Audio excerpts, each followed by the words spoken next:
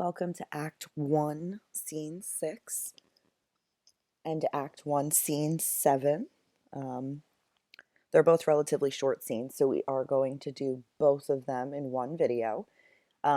You'll have a question on the Google form about each scene, just as sort of an opinion question, because I like to know what you guys think of everything that's happening. I will say that my opinion is I don't love the woman who's doing the voice for Lady Macbeth, but that's because I'm an opinionated. So no worries there. But you will want to pull up Actively Learn and follow along as we go through these two scenes. You'll notice at the start of Act 1, Scene 6, you have a question. It's just a poll.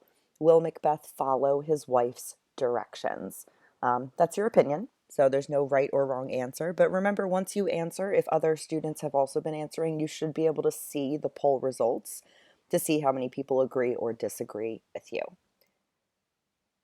So let's get started. This castle hath a pleasant seat. The air nimbly and sweetly recommends itself unto our gentle senses. This guest of summer, the temple-haunting martlet, does approve by his loved mansionry that the heaven's breath smells wooingly here. No jutty, frieze, buttress, nor coign of vantage, but this bird hath made his pendant bed and procreant cradle. Where they most breed and haunt, I have observed, the air is delicate. Enter Lady Macbeth. See, our honored hostess.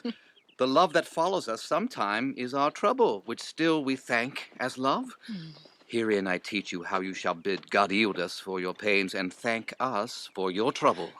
All our service, in every point twice done and then done double, were poor and single business to contend against those honors deep and broad wherewith your majesty loads our house. For those of old and the late dignities heaped up to them, we rest your hermits. Where's the Thane of Cawdor? We coursed him at the heels and had a purpose to be his purveyor. But he rides well, and his great love, sharp as his spur, hath helped him to his home before us. Fair and noble hostess, we are your guest tonight. Your servants ever have theirs, themselves, and what is theirs in compt, to make their audit at your highness' pleasure, still to return your own. Give me your hand. Conduct me to mine host. We love him highly, and shall continue our graces towards him. By your leave, hostess.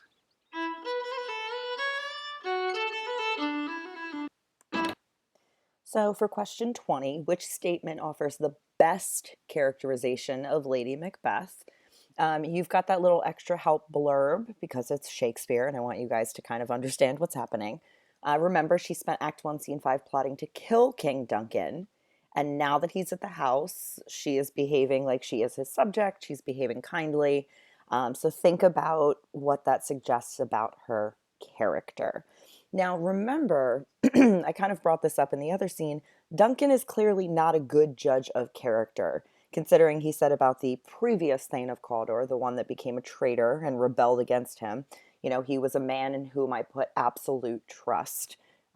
He's not great at deciding who's good and who's bad, clearly. So let's go on to scene 7. It starts with a question about, do you think that they will really kill King Duncan? Yes or no? I kind of spoiled that, so we'll see what the answers are. Now, in scene 7, we are only going to see Macbeth and Lady Macbeth. They are going to be discussing possibly murdering Duncan. Not to spoil anything like I already have again.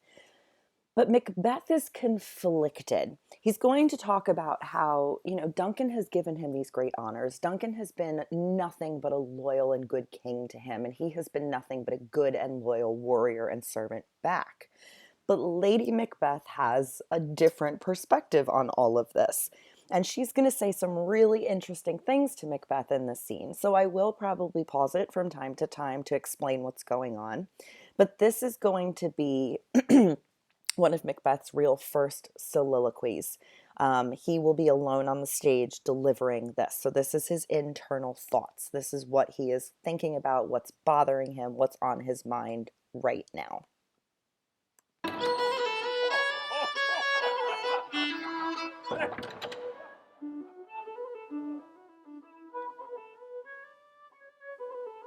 If it were done when 'tis done, then 'twere well it were done quickly. If the assassination could trammel up the consequence and catch with his surcease success, that but this blow might be the be-all and the end-all here. But here, upon this bank and shoal of time, we jump the life to come. But in these cases we still have judgment here, that we but teach bloody instructions, which being taught, return to plague the inventor. This even-handed justice commends the ingredients of our poisoned chalice to our own lips. He's here in double trust. First, as I am his kinsman and his subject, strong both against the deed. Then, as his host, who should against his murderer shut the door, not bear the knife myself. So here Macbeth is making some points. He said, Duncan is here in double trust. First, I'm his kinsman and his subject, meaning he trusts me because I am one of his loyal servants, essentially, because he's the king. And then also as the host, he is staying at Macbeth's castle right now. And Macbeth is making the point of, you know, I should keep murderers away from him as his host. It's my job to protect him and keep him safe. I shouldn't be the one killing him myself when he's in my own home. He's going to keep on talking about other reasons why he's conflicted about murdering Duncan. Besides, this Duncan hath borne his faculties so meek, hath been so clear in his great office, that his virtues will plead like angels trumpet-tongued against the deep damnation of his taking off, and pity like a naked newborn babe striding the blast, or heaven's cherubim horsed upon the sightless couriers of the air, shall blow the horrid deed in every eye, that tears shall drown the wind.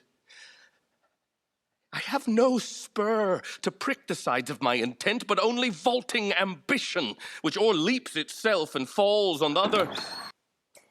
So hopefully you're using these margin notes, but this is the moment where I've noted for you, this is him basically convincing himself not to kill Duncan. And your job here is to answer, how does he actually talk himself out of doing it? Notice he says, I have no spur. So if you know anything about riding horses, the spur is the thing on the heel of the boot. And I'm pointing at my heel right now, like you guys can see me. So, still not great at this distant learning thing, you guys. But he says, I don't have a spur to prick the sides of my intent, only vaulting ambition. So I don't have anything that really is spurring me on to murder him, except for the fact that I have this ambition, except for the fact that I do sort of want to be king eventually. But if I get ahead of myself, this could go terribly, terribly wrong. So you want to think about all of these reasons, not just right here, but in this whole speech. Why doesn't he want to kill Duncan? Does Duncan deserve to be murdered? Usually in Scotland, the replacing of a king through murder is done during war. And this isn't a war. Duncan is safely sleeping in Macbeth's home right now. So Macbeth is seeing a lot of conflicts about this. Now, Lady Macbeth is going to enter, and Lady Macbeth is not having the same conflict that Macbeth is having. And she is going to spend most of this scene trying to convince her husband that murdering Duncan is the right choice. Now, how she goes about convincing him is, in my mind, very interesting. She's going to say a lot of different things in this scene that I will explain for you because some of it requires some historical background. But she is going to be the reason that he will be able to convince himself to go through with it eventually. Because, spoiler alert, they're going to kill Duncan, guys. You know it's going to happen. Come on now. It's just a matter of how, why, and when. How now, what news? He is almost supped. Why have you left the chamber? Hath he asked for me? Know you not he has? We will proceed no further in this business. He hath honored me of late, and I have bought golden opinions from all sorts of people, which would be worn now in their newest gloss, not cast aside so soon. Now, Macbeth says blatantly to Lady Macbeth, we will proceed no further in this business. He says, we're not doing it. I'm stopping. He's given me these rewards. He's made me the Thane of Cawdor. I'm not going to throw all that away for this one fleeting moment that might make me king. Lady Macbeth is not going to be happy about this. And everything she's going to say in these next few chunks is basically her accusing her husband of being a wuss. You guys might use other words for that, but since this is a recording and it's school, we're not going to say them. But she really is going to throw it back in his face. She's going to sort of suggest he's not even manly enough to go through with it. And at this time period, and maybe even today, that is really going to upset Macbeth. So look at how she, you know, says these things to try and make him see the only option, according to her, and really, it makes sense, is to kill Duncan. Was the hope drunk wherein you dressed yourself? Hath it slept since? And wakes it now to look so green and pale at what it did so freely? From this time such I account thy love. Art thou afeared to be the same in thine own act and valor as thou art in desire? Wouldst thou have that which thou esteem'st the ornament of life, and live a coward in thine own esteem, letting I dare not wait upon I would, like the poor cat of the adage? Prithee, peace. I dare do all that may become a man. Who dares do more is none. So if you're paying attention, and again, there are certain things about this recording I don't like so much. There are certain things I do, like the weird noise Macbeth just made. That was odd. But when she insults him, his response is, I dare do all that may become a man. Like, I'm doing everything that makes me a man right now. And to Macbeth, not killing Duncan is still part of his masculinity. It's him being a man and restraining himself from doing this. But this is all a bunch of hooey and a bunch of excuses. And Lady Macbeth knows this. They have discussed this. And the fact that their first thought when they find out that Macbeth may become king, according to the witches, both of them think about murder, which suggests to us that this is a conversation they've had before. You don't separately both think immediately about murdering the king if you haven't talked about it, maybe at least once. So she knows what her husband's goals actually are, and she is kind of trying to help him achieve them. But at the same time, she also has these goals for herself and knows that the only way of achieving them as a woman in this time period is through her husband's advancement to king. She cannot be queen on her own. She can only be a queen to Macbeth as a king. Now, in this next moment, when she talks about this beast and breaking an enterprise, basically she will say, you promised me that you were going to kill Duncan, that this was going to happen, that we were going to be able to become king and queen of Scotland. And she's going to make a comment in this scene that I just want to mention to you now so it doesn't throw you off totally, which is right here, where she says, I have given suck and know how tender 'tis to love the babe that milks me. I would, while it was smiling in my face, have plucked my nipple from his boneless gums and dashed the brains out, had I so sworn as you have done to this. Basically saying, I've given suck, I've breastfed my baby. And historically, Lady Macbeth did have a son, but her son was with her first husband, who died. And then she remarried and married Macbeth. This is all historically true. We know that this happened. Lady Macbeth is clearly able to have children because she had one. Macbeth is unable to give her children. So her child is not with Macbeth, it's with her first husband. And this is going to become a problem later on because what's important is having male heirs. It's having sons. It's having children in general. But she says to him, I know what it's like to have a baby and to feed that baby and to be a mother to that baby. But if I promised you that I would do something, I would follow through. I would literally kill that baby if I promised you I would kill the baby. So I'm not sure what your problem is. And Macbeth is going to really react strongly to this because not only is she insulting him as a man, saying, like, oh, you're such a wimp, you're such a wuss, but now she's saying, I had this child once, hint, hint, we don't have a child. And that's going to impact Macbeth even more. What beast was then that made you break this enterprise to me?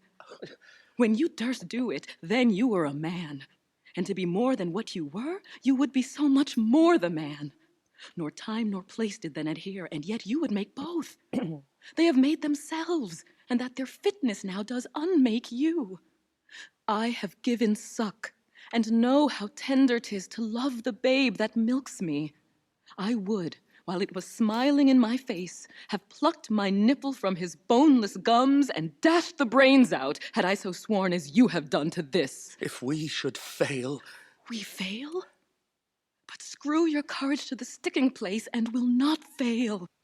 So why does he change his mind? Because right here, this him saying, if we should fail, is him saying, all right, so if we do this and something goes wrong, like we mess it up, meaning he's now considering it, and Lady Macbeth has convinced him. And Lady Macbeth's response is, excuse me, we're not going to fail if you are able to screw your courage to the sticking point place. If you're firm and bold, you won't fail. And the sticking place, screwing your courage to the sticking place, is also sort of a little joke about his manhood, as it were. Now she is going to continue on, excuse me, and she's going to tell him the plan. Now remember, she is the woman, but she is the brains of this operation. She is the one who is going to make all of their plans happen. When Duncan is asleep, whereto the rather shall his day's hard journey soundly invite him, his two chamberlains will I with wine and wassail so convince that memory, the warder of the brain, shall be a fume, and the receipt of reason a limbeck only. When in swinish sleep their drenched natures lies, as in a death, what cannot you and I perform upon th' unguarded Duncan? What not put upon his spongy officers, who shall bear the guilt of our great quell? Bring forth men, children only, for thy undaunted metal should compose nothing but males. Will it not be received when we have marked with blood those sleepy two of his own chamber, and use their very daggers that they have done't? Who dares receive it other, as we shall make our griefs and clamor roar upon his death? I am settled, and bend up each corporal agent to this terrible feat. Away, and mock the time with fairest show. False face must hide what the false heart doth know.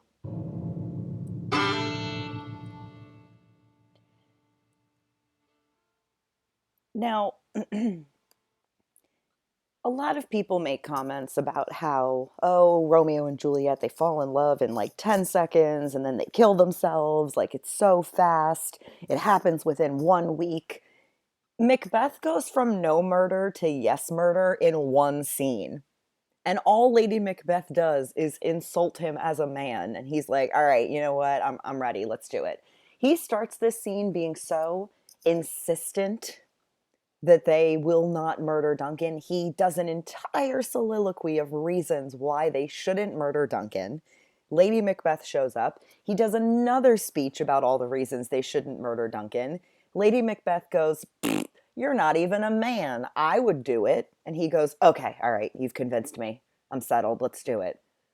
So Macbeth is clearly, again, even though he is the title character of the play, he is our tragic hero, he really is just acting on the whims of other people's suggestions. It starts with the three witches telling him his future, and he begins to act based on what they tell him. And then it comes time for Lady Macbeth to convince him to do all of these things. She is better at all of this than he is. Honestly, in my opinion, she really does deserve to be queen, and he really doesn't deserve to be king because he has no idea what he's doing. But I want you to make a prediction for your question 24. There is a little video here that does a summary of Act 1, Scene 7. If you found them helpful, please feel free to use them. But I want you to predict what's going to happen after this. Act 1 has ended. We are now moving into Act Two. And if you think back to the structure of a tragedy from the article you read last week, you might have an idea of what might be happening. But I've given you a question to help guide your thoughts if you don't just want to make an open prediction. Will everything go according to plan? And make sure you're explaining it. A lot of you are making predictions, but you're not telling me why you've made that prediction. So make sure you're giving me your explanation. And if you need some extra help in putting that question and answer together, what has Lady Macbeth planned? What do you think will happen? What could go wrong? And make sure you use that note I left for you, where it goes through her plan. I pulled it up at the bottom.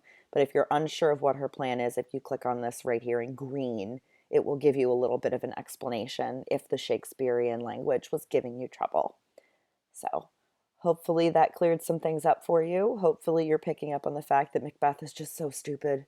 Oh, he's so dumb. But that's part of the humor in what is otherwise a very bloody, very murdery tragedy.